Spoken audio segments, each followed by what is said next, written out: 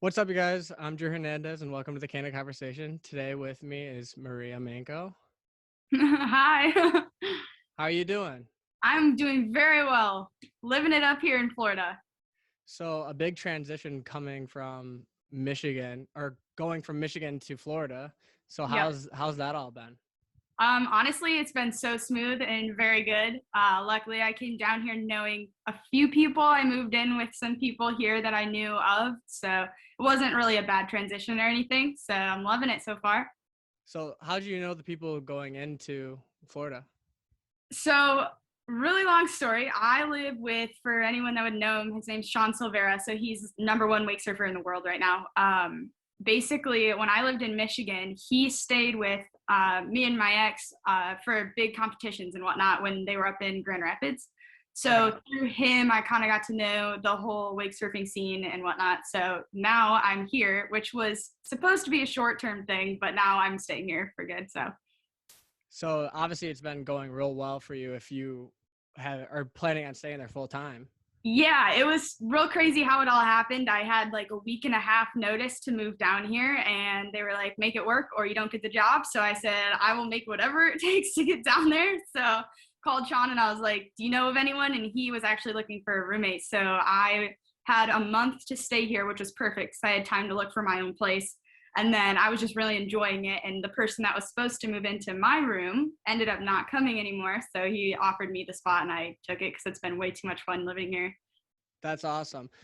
So you said that you're living with like the number one wake surfer. Hmm. That's sweet. Like, Yeah. and you just kind of like got to know him from like you hosting him with competitions going on up here. Yeah. So the competition he did up in Michigan was actually run through Tommy's, which is who I work for right now. Okay. So I connected through that with him. And then coming down here, it's been like honestly absolutely insane living in this house. A ton of fun because he does pro lessons. Like a lot of people around here do lessons. So all these people that I've idolized my whole life, like pro wake surfers, pro wakeboarders, they'll just come through my door and I'm like, oh my God, it's this person. And everyone's like, relax, like this is a normal person. It's Right. fine. Like, But like to you, you're still a little like starstruck at times. yeah, and now it's fun to tell like my family, like, guess who just walked through our door? Guess who's doing lessons here with us? Like, it's a big deal. Oh, for sure. I don't doubt it. I mean, it would be the same way for me if like a professional baseball player was just kind of like living in my house with me or something. Hmm. You went down there to work with Tommy's. Can you explain what Tommy's is for people that don't know? So Tommy's is a Malibu boat dealership. So for anyone that doesn't know what a Malibu boat is, it's like a wake surfing, wakeboarding boat. So all the fun Right. sports that you do. They also sell like a certain brand of pontoons, which is Tahoe's, and then another brand of wake boat, which is Axis. But basically, it's just all things water sports. We have service, everything. So you do like the selling of the boats and everything to people. I don't. So the whole story, like I started out doing wake surfing lessons for Tommy's, and then I went into pro shop, and then I was in marketing for like the last 2.5, 3 years. And then when I moved down here, I became waterfront manager. So like Okay. any boat that gets rented, leased out, or like someone borrows it because theirs is broken, that's what I manage around here. Oh, okay. That makes Yeah. sense. So how long have you been wake surfing? Wake surfing only like 3, 4 years, honest, like seriously. Before that, I was doing a lot of wakeboarding, but I made the transition because wakeboarding is really painful when you fall. And like playing a college sport, like as you Yeah. know, like I can't get hurt doing that. So I switched to wake surfing, which you're going all of 10 miles per hour behind the boat. So if you fall, it doesn't hurt. But like water sports in general, like when did you kind of start that? I was probably around 9 or 10 when I started. Okay, so like you just fell in love with then and like obviously now like years later you're able to still do what you've always had like enjoyment with. Yep. So it just like things fell into place really. My parents grew up on the water. We have a lake house up in Canadian Lakes. So I grew up going there. It just so happened that my dad went to a boat show one year and was like, I want a boat, and ended up with a wake boat for some reason. I don't know how, but that kind of just carried on through all of us growing up. And it was always just a hobby for me. I never thought it would turn into a career or like another sport. Right. But now I'm living the full lifestyle, which is so crazy to me. But I thought my direction would be full on hockey. playing hockey in college. So Right. So, like you just said, living the full lifestyle. mm, From the outside looking in, from my perspective, like I see on Instagram that you've like blown up a lot recently for um, doing like promotional stuff with like swimsuits and also like doing advertising for like sport, like water sports equipment. So, yeah. like, how is like that situation becoming like kind of Instagram like paid person or whatever you want to call it? How is that like um behind the scenes? So that I kind of just honestly fell into that. That wasn't really planned. I like one time I had a friend throw me some t-shirts and they're like, "Hey, take some pictures on Instagram and we'll pay Right. you $10." And I was like, "Okay, done. I'll do it." And then from there I just had like more and more people asking me to do that, and then it kind of transferred into the boating industry where people I worked with and came across with, they had their own companies and whatnot, and they're like, "Hey, we'll do the same thing. We'll either pay you or give you free gear to post it on Instagram." And for some reason it just started blowing up to now where almost every one of my posts I'm getting paid for. But I will say it was a little bit of during college, I'd say it was a little struggle because it was such a new thing at the time. So like there's a lot Yeah, of hate yeah. on it. There still is, but you're always gonna have the internet trolls. So Right. but I will say it has helped me in the boating industry because I have tested out a lot of different boards through partnerships like gear and stuff. So I can help people with like what's best to use and stuff. So it Yeah. correlates with my job right now, but it's a lot of work. I'm sure. Do you feel like you feel pressure for like getting a certain amount of likes for certain things? I did. I would say like a year ago, I was really feeling that because that's when things started picking up. But now, like in Florida, I've really told myself I need to live in the moment more because Right. I was really focused on, oh, I need to take pictures of this and this and this. And it was taking over my life. So I kind of just put it aside for a little bit. I stopped vlogging, which I want to start again just at my own pace, but it is a lot of work. So for me, I guess behind the scenes, it's like tough to say that that's like a full on career path of mine now. Right. It's more kind of just goes hand in hand with what you're really doing, and also Mhm. like what you said, living in the moment with everything that you're doing. Yeah. It's I will say at one point it was my goal. Like I was on track to be making more than I was making at my 9 to 5 job, but the time that it takes and the passions that I have, I don't have time for both. So it's more of a hobby and a side gig, I guess you could call it. Yeah. Man, that's so crazy. I've always kind of like wondered like what it is like behind the scenes. And that's why I was like, I really want to ask that with you because Yeah. you'll be able to be like pretty straight up with me about it. I remember too, like right when I was getting into it, I was asking like local influencers how they get these brands partnerships and stuff. And they were like, I don't really know how to explain it. It just kind of happens. Like there's ways that you can promote yourself and whatnot. And it's so true. Like I did not plan for this to happen at all. It's just people that reach out and they're like, you have a decent following. Here's some free swimsuits. Yeah, and it just kind of like all falls into place kind of thing. And then like I feel like someone who wants you to advertise their stuff, they see that you've done some work with other people and they're like, "Oh, that's kind of up our alley and like we're a little bit more of a popular brand. Mhm. This will help us a lot more too." Yeah. And like that happened with TikTok actually. Like with that, I did not, that was, everyone says this, but it was a joke at first. I got it as a joke for fun. And Yeah, then yeah. I posted a video and I tagged like, I think it was Howie's Hockey Tape, which is in Grand Rapids, but Right. I think I tagged them and someone saw it and it just kept blowing up. And then I woke up with 2 million views on a video and I was like, oh no, like what did I just get myself into? Yeah, I actually remember like it was about like a year ago or so. I remember like just kind of scrolling through TikTok and I like saw you on my For You page and I was like, "Holy shit, she has so many fucking likes on this?" It's fun. Honestly, it's a lot of fun making the videos, but again, it takes so much time. Yeah, and like how do you deal with like you said earlier, the trolls, like the people like that leave negative comments? Yeah. Like, do you realize do you think of that stuff or do you just kind of like screw them? Most of the time it's just screw them kind of thing. I'm super just from being an athlete and whatnot. Yeah, I've always yeah, been like tough on like body positivity and stuff. I'm all for it. You know, I think that's great. But if someone says something that's rude enough, the worst I will ever do is joke about it with them. So I'll agree or something, like I'll kind of troll them back a little bit. Like But little petty comment, like yeah, just like, sarcasm with them. oh yeah, big time. But like other than that, I'll either just delete ones that are pretty nasty or just let them go. It doesn't bother me. I know other people get a million times worse than I have gotten. So Right. Going off of like TikTok and everything, like just the social media blow up, do you think you could go and just quit your 9 to 5 job and do the whole social media influencer? If like someone was pursuing that career, do you mhm. think if that person's really going for it and they already kind of are doing it a little bit, do you think that you would promote that? I think full on anyone can do it, really. Mhm. Finding a very unique path on Instagram and stuff is really hard right now. Everyone's trying to be unique, which is turning everyone into the same person. Um, Right. Yeah. so I got lucky. I mean, I have very odd passions, like playing hockey as a female. That's weird. Wake surfing and wakeboarding is not huge yet. It's not too big. Like just a lot of unique things that kind of pushed me into that. But I will say, I think right now it is such a growing industry, the influencing. You have to do it in the right way though. Like I have a few girls that reach out to me all the time saying like, oh, should I do this partnership? Should I do this? Like if you have to pay, if you have over 5,000 followers or even less than that, and you have to pay to promote a product, you're doing it wrong. Like you're Right. a billboard for a company. Billboards don't pay companies to put on them. Like companies pay the billboard.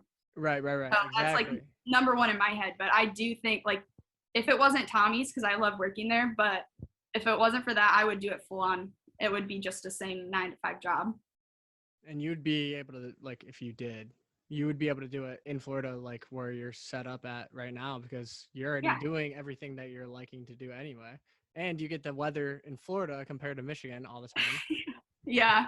Yeah. I will say, I mean, when I was thinking that was my like path that I was going to start taking, I was actually in an island called Grenada for a while sailing. And while Okay. I was down there, I just randomly, I was like, I want to try a different route of influencing. So I went and asked a bunch of resorts and stuff like what they would do with me if they wanted to do any partnerships, and I ended up landing two huge ones that are like two of the biggest resorts on the island.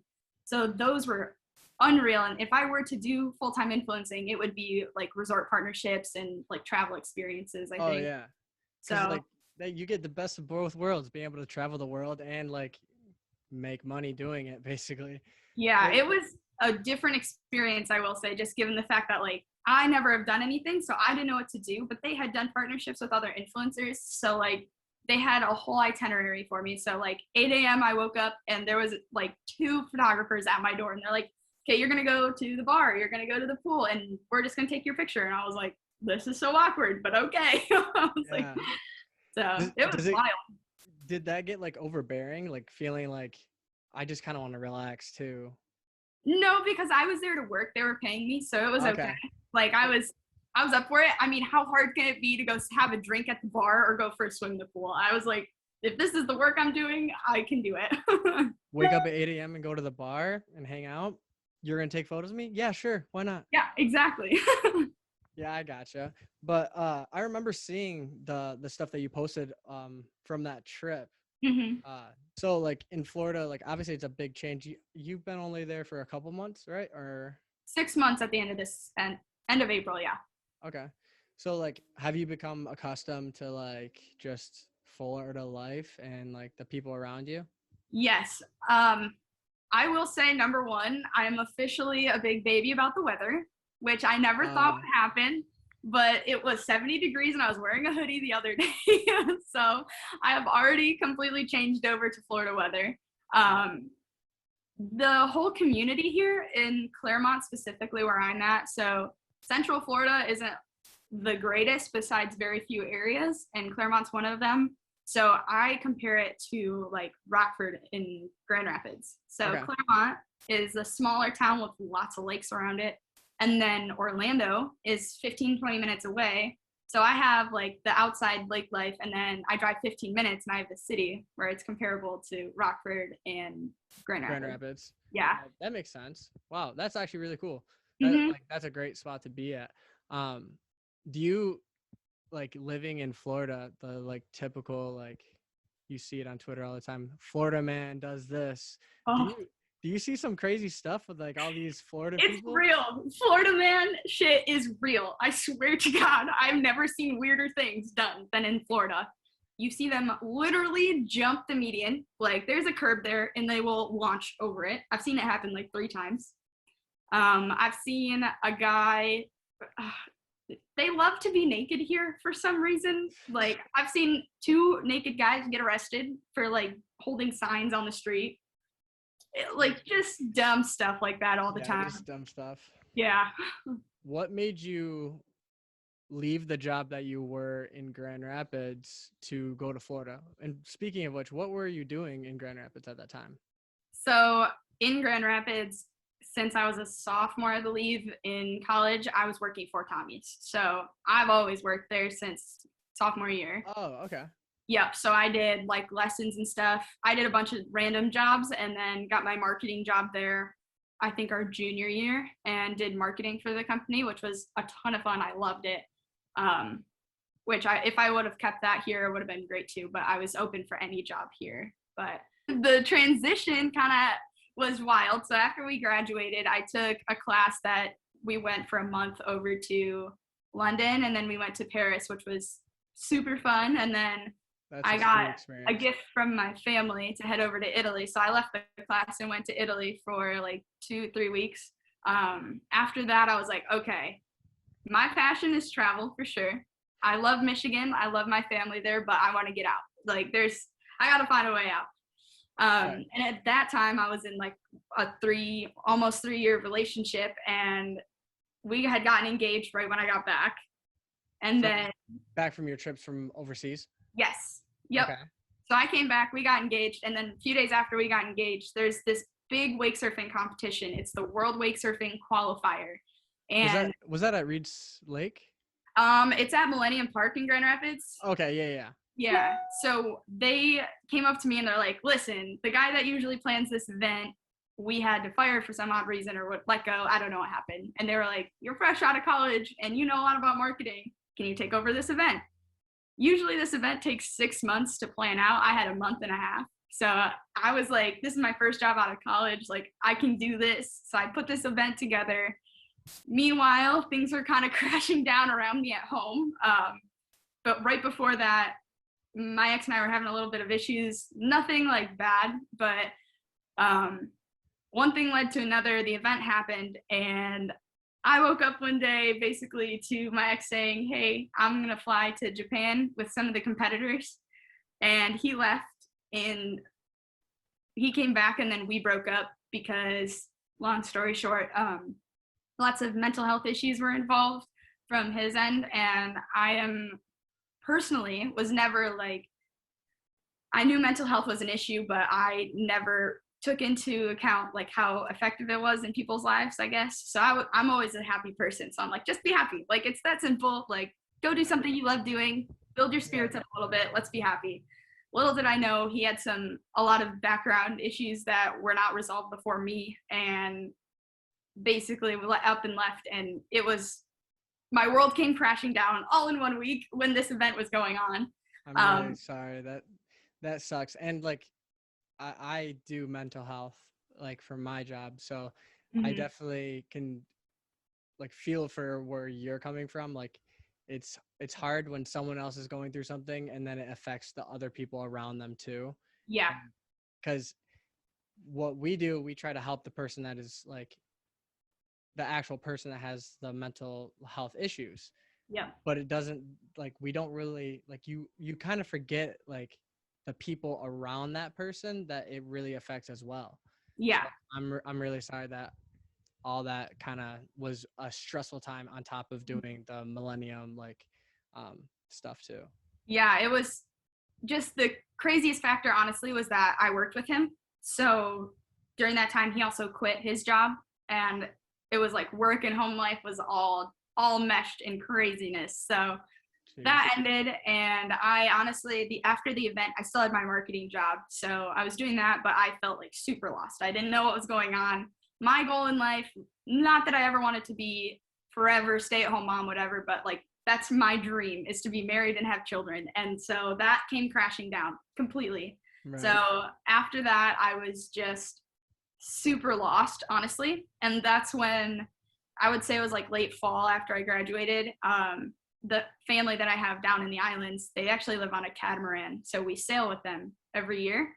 And Right. they suggested that I come down there to kind of collect myself, figure things out, get away from the world for a little bit.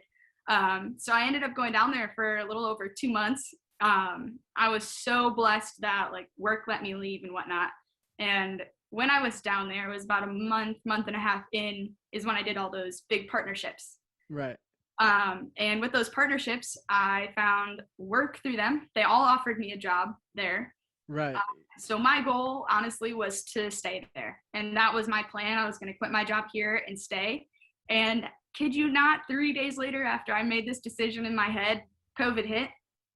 Oh. And they told me, we don't know how long we're going to be closed or open or whatever. So you either stay and have no idea what's going on, or you just go home and we'll let you know when something opens back up. So that's when I came back home. Yeah. Came Stay- back home to a pandemic. Yeah, it was bizarre, especially at the airports being like, I had no idea what's going on. I don't have a mask with me. Like that was a brand new thing. So I was very confused, but came home and I was like, okay, I love the islands. I love the warm weather. I need a change back home. So I reached out to the owner of the company. He was awesome. And he was like, we have lots of openings in Florida. If you want to take one, like we can send you down and figure out where the best position is for you. So that was how I kind of got moving forward with the whole Florida thing. And then by, October, I was already down here. So that's a quick transition from like, I'm going to quit my job. I'm just going to live the life down here and just do partnerships with people. And then 3 days later, COVID. And then basically 6 months later from there, because you've been there for 6 months, it's been a year. Yeah. So it was crazy. And I'll tell you what, I hate moving more than anything in the world now, because I lived in like technically 5 different places within like a year and a half. So yeah, the moving process is always really difficult and stressful.